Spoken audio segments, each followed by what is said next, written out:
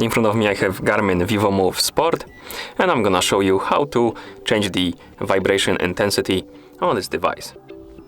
First, we need to wake up the screen on our watch. You can do it by double tapping on the screen, like this.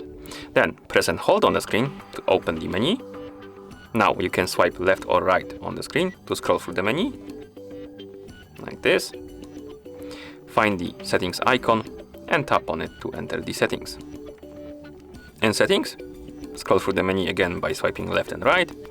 Find this icon, the vibration icon, tap on it, and here we can adjust the vibration intensity. We have options like off. If you select this option, the vibration will be turned off. If you select 1, 2 or 3, the intensity will be different. Select the one you like and then tap on it to confirm, like this. And once you're done, you can just simply tap on the back button right here to go back.